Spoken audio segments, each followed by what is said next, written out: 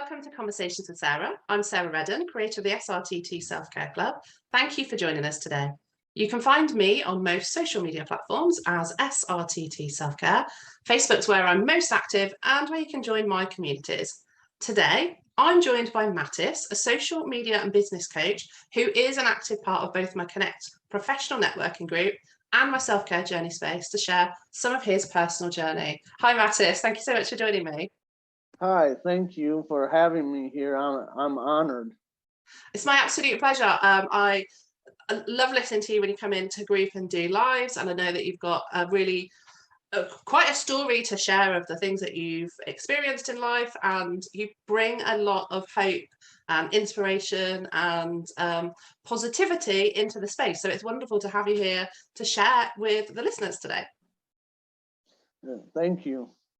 So for people that don't know you, would you like to introduce yourself? Oh, sure. My name is Mattis Whetstone, and I was born and raised in Michigan in the United States, and I moved to the Midwest to do some welding in Texas and Oklahoma, and right now I live in Tulsa, Oklahoma. I am a social media and business coach.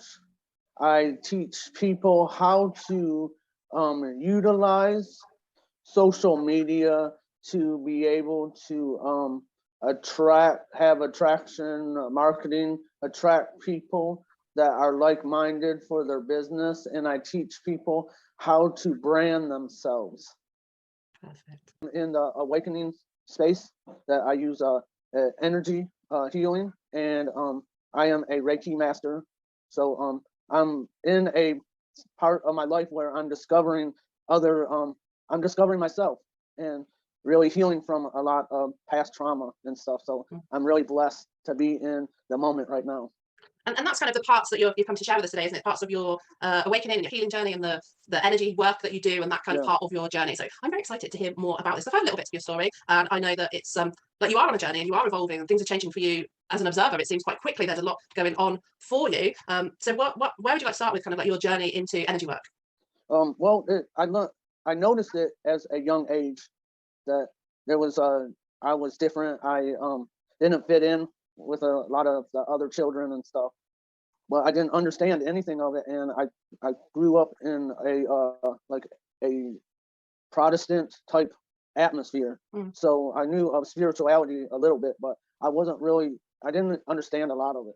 So it wasn't until I got into my early 20s and I started going to other spiritual temples and churches, and I started to people would approach me and tell me that I had a special gift of energy and healing, and still wasn't exactly sure what that was, but more people would come to me and tell me this, and I'm like, oh wow. And my mother was diagnosed with a cancerous brain tumor in 1998, and I noticed that and a friend of mine suggested that I use my energy to transfer to her. And many people say it differently, whether it's prayer, laying of hands, or however they describe the energy work. But I noticed that I did that for my mother, and I think it was a month later, it was gone. Wow. So that really opened my eyes to, wow, there's a whole different dimension and whole different, I don't know how to describe it, but it was just opened my eyes and blew my mind what's possible in this lifetime. And how do you think you kind of use that in your life as it is now? Well, back in 2016 was when I started really venturing out and trying to get answers.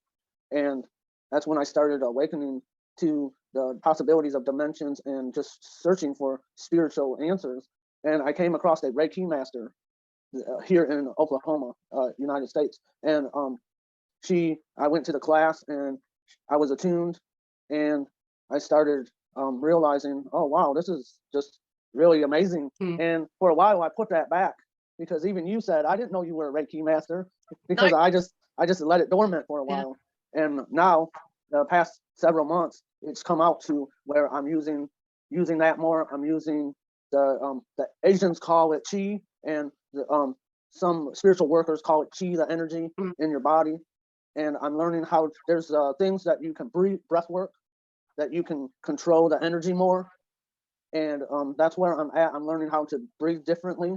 I've studied under a Shaolin Kung Fu master, and I'm going more in depth of, I really, okay, I'm gonna be straight up. I really thought it was fascinating to see the Shaolin monks break boards over their heads. And have you ever seen that? Yeah, it's brilliant. And I'm like, oh, this is cool. Maybe I want to start doing this. And then but then when I got into it, and right now I'm just starting to be aware and learning of the possibilities. It's not about breaking boards over my head anymore. It's about a different living in your body. It's about controlling your breathing. It's about learning that to let things go, not to be so angry, to heal your inner hurts. Because inside, when you have those inner hurts and that past trauma and past childhood hurts, I didn't realize how much that really affects your adulthood or the way you live. And I know that you share your story like on your social media, and you're a published author, and you've shared parts of kind of your journey. And obviously I'm aware of some stuff because you've shared bits in the spaces that we're in. And I guess I really noticed that there's a difference of how you show up on social media now, and what you're sharing of your journey. It really, I guess I feel like I'm being given the opportunity to observe part of your spiritual journey and your awakening into this stuff. And that's why I wanted you to come and talk and share with other people today, and let them kind of know, because you've had some hard stuff to process and work through in life. But it feels like that's energy around that has shifted for you now. Does that sound accurate? Yeah, it has. I've healed a lot of junk out of my heart, because growing up, I don't know if it's a cultural thing or what, but my father and others around have told you to nobody wants to hear about it, your problems. That's what kind of environment I grew up in, is don't talk about it. No one wants to hear about it. You keep your problems to yourself. And so I didn't realize how much I just shoved down inside and not talked about. Like, I grew up with a learning disability, and I would get beat up on the playground for being different and stuff. And so instead of processing and dealing with it, I just like shoved it down and forgot about it. Yeah. And so the things that I learned that you have to bring it up, or like a source will bring it up at the right time for you to deal with it. And I kept on pushing it back and forgetting about it, because I didn't want to feel that hurt, because it hurt so bad. And at times we're told we shouldn't cry, we have to be so tough and everything. And that's an absolute negative thing to have told to you, because we all, as a feminine or masculine, we all have those feelings. We all have the ability to cry. We all have the ability to be happy, sad, joyous. We have those feelings just as anybody else. So through this process, I learned there's a balance of feminine and masculine that we need to balance. It's okay to cry. Yeah. It's okay to say that to have compliments given to other people. It's okay to tell a guy that you think is a brother to you that you love them. And it's okay to be tell a sister that you think is a sister to you that you love them too. And that it's in actions of, you're not, the guy shouldn't be, the guy should treat the woman as a sister and be a gentleman to them, and not be not look at them as something else like lust or anything. But because that's what I'm seeing around my tribe and with women that I experience talking with, is sometimes men have done them wrong, and they don't know what a male that has the feminine and the masculine balanced, and just are there to be a friend. And yeah, like being that kind of respectful of another human being without it being anything more than that. It is just a mutual, hey, my soul sees your soul, and we vibe. And that's what the way source, the universe created us to be that way. And so it's just been a beautiful awakening to get that hurt out, even though it's so painful and I cry a lot. But once it comes out and I deal with it, and I forgive myself for whatever, that like forgive myself for allowing people to treat me a certain way, then and just let it go, and give myself permission to let everything go. It's a beautiful process. I've also learned. Oh, sorry about that. No, carry on. I also learned that sometimes we have this life, and we go through a lot of these moments and experiences, and these experiences that I went through made me who I am today. And it had to be this way to be who I am today. Every moment, every experience. So it's just a wonderful place to be right now. What do you think is kind of the tools that you use to help you process? So what tools do you use now? I use meditation, and it's that's a great question, because meditation itself isn't going to get you, well, get you to that point, because I can tell you right now, I did the motions and everything for years, and I was still in the same spot. It's not until you let you, a better word is probably surrender. Surrender yourself to the process. And I used my mind a lot. I wanted to know why. I'm a person that likes to know, why do you do it this way? And why does it have to be this way? And by using my mind too much, I didn't surrender to the process. And these few months, I've felt like I was losing my mind, that I just was like, these are, and I would say to myself, is this for real? Am I going crazy? And it's the separation of your mind and your spirit and your soul, and the awareness.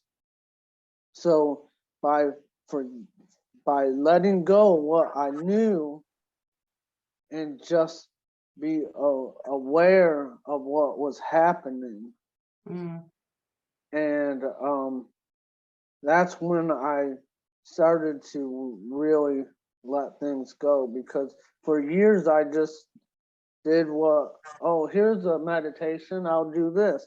Oh, here's another meditation, I'll do this.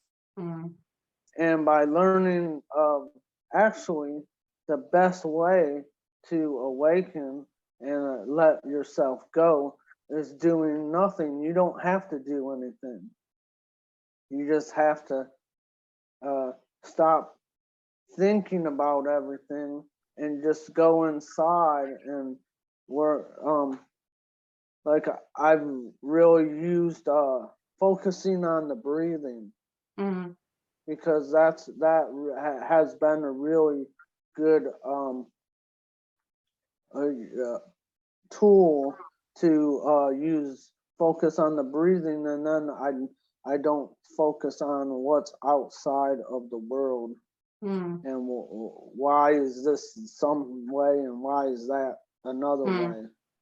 Because what I'm hearing is you stop trying to look for how to kind of explain the feeling, and allowed the feeling to be, and felt the feeling, released the processed the feeling and released the feelings, and treated yourself with self-compassion, and treated yourself with kindness, rather, and brought it more into your experience of the now, rather than trying to kind of work everything out in your brain, in your mind, and find like the why, which I am guilty of doing as well. I'm a whyer. Why is this? But actually just allowed it to be, and released what wasn't serving you anymore.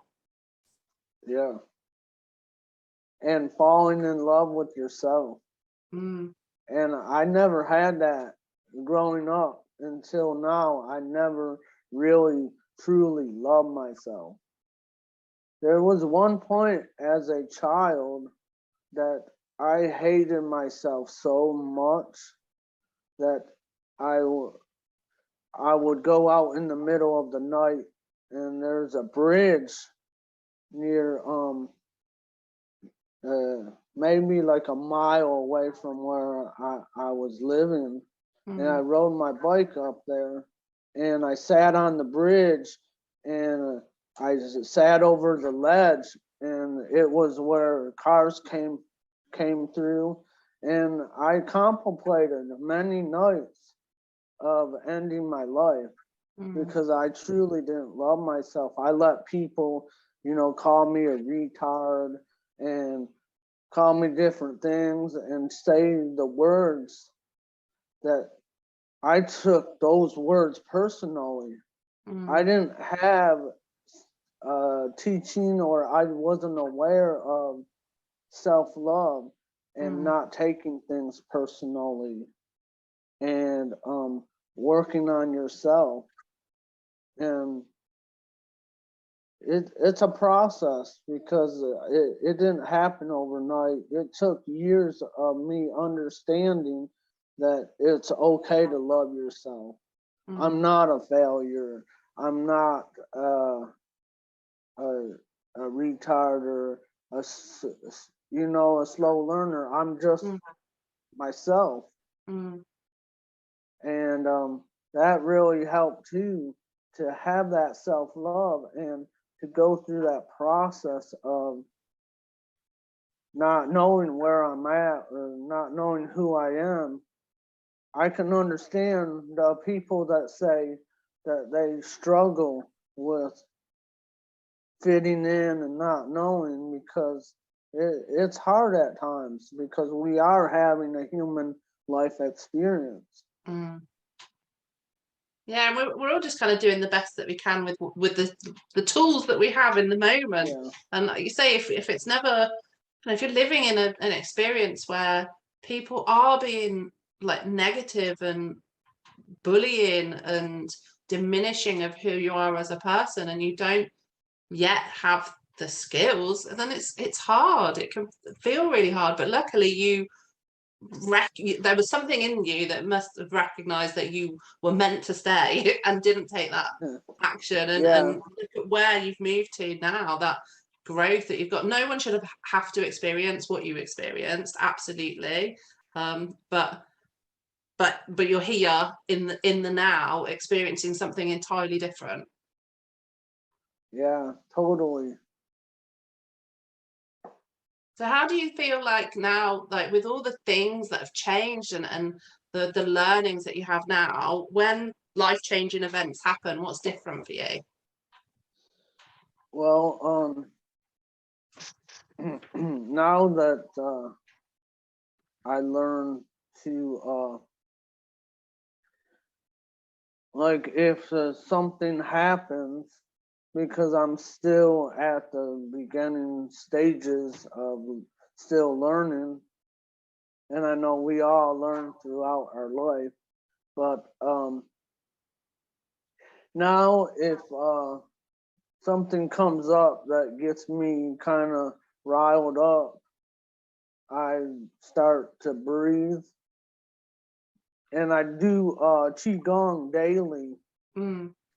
So that I have really noticed, it has really helped with the way I react to the situations and other people, and just the self-love, knowing that I am worthy, I am enough, I am a value, I bring a value to this earth, that it just is a different outlook on life now, instead of, oh, this person cut me off on the street, I want to bust, punch them, or I want to roll down the window and yell at them. Yeah. But that's still a work in progress. I don't know. Aren't we all? Aren't we all a work in progress? My strappy teenager often has things to say about life, and my adult self has to have a word. But we're all a work in progress. Yeah, and so it's just appreciation and a love for life, and seeing that it's not good or bad, but it's just an experience. That's something that has really helped me have a perception on life. Not to think that it's good or bad, but it's just an experience that we're having, and that, well, I ask myself, what do I need to learn from this experience today? and take it one moment at a time. Before, I would be so impatient. I'd be like, why can't it happen now? Why do I have to wait?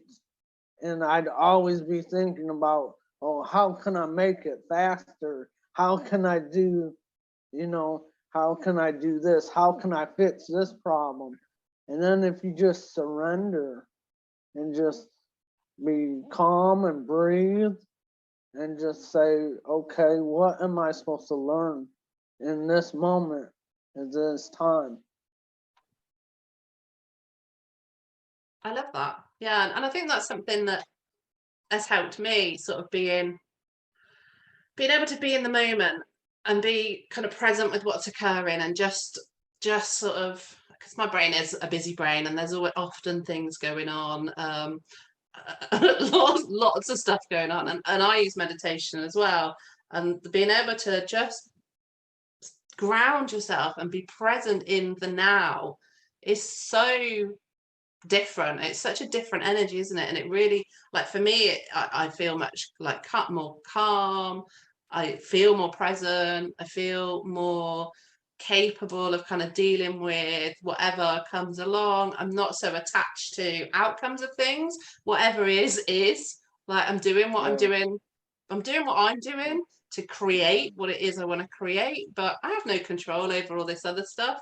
And so I'm not just not going to worry about it. Just go with that kind of flow. And it's such a different energy space to be in, isn't it? And I think it makes a difference, but it's a journey to get there. Yeah, it is.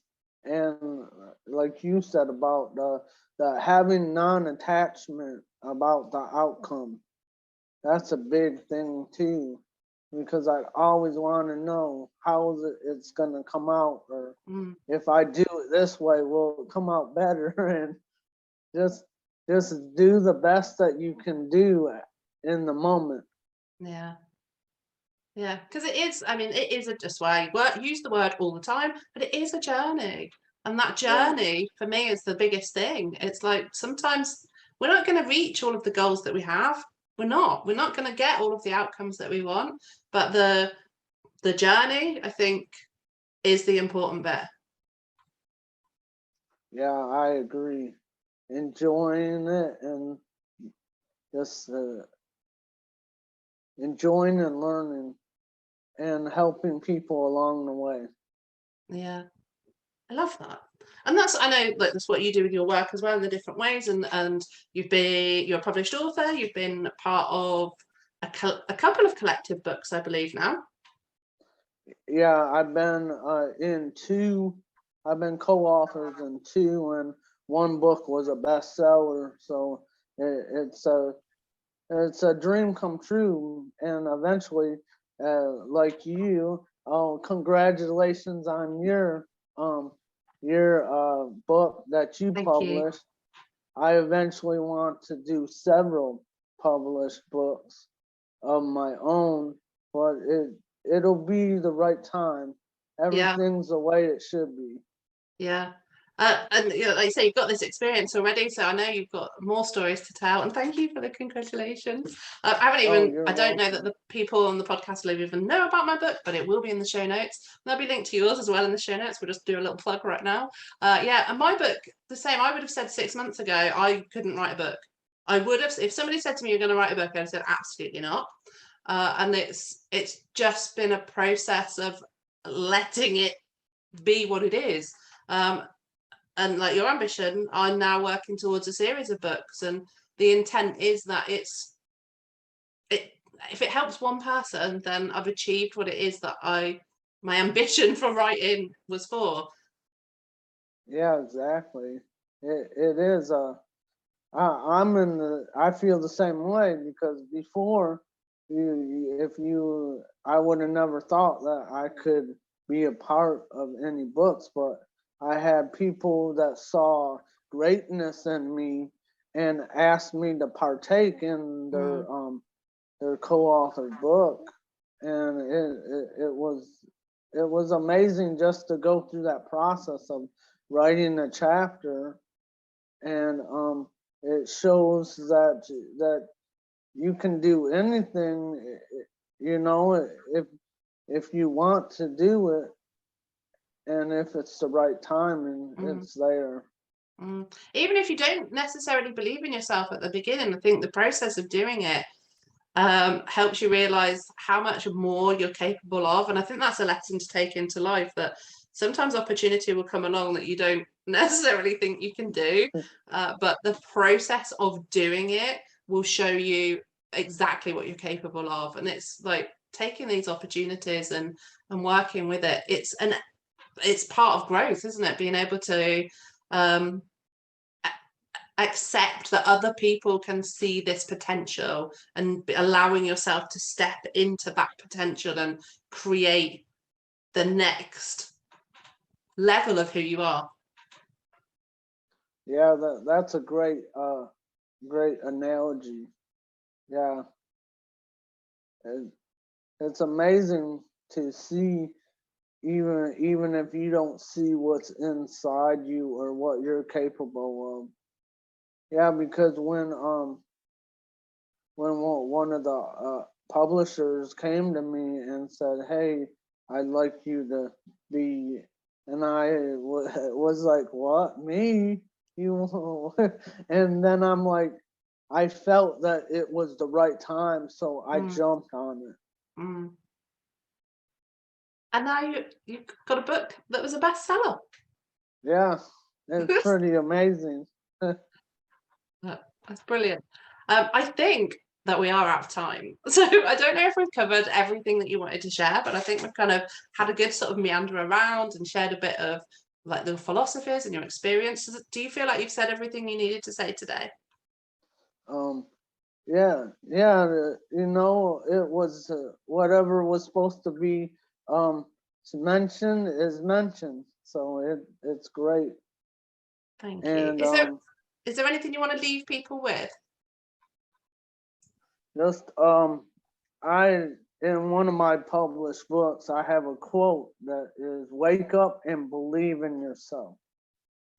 And that I live that every day. Wake up and love yourself and know that you are enough. You can accomplish great things, and you're amazing. And there is help. If you need help out there, there's help. People are willing to help you. And you know, there is great love for you too. And I just want the listeners to know that we're all, you know, in this together. And you're amazing people, and I believe in you, and you are enough. And just continue to work on yourself and love yourself, and just live your dreams. Just be yourself. Thank you. I think that I can't even add anything more to that, so I'm just going to repeat: live your dreams, be yourself. Yes. Thank you. Thank you so much for joining me. Thank you for speaking with me today. Thank you. It's been an honor, and I really appreciate you being in my journey, Sarah. You've given me a lot of value in my life, and I appreciate it. Thank you. Thank you so much. Thank you to those that have listened. I hope that you enjoyed today's episode. I will be back next week with a new guest. Until then, stay curious and be kind to yourself.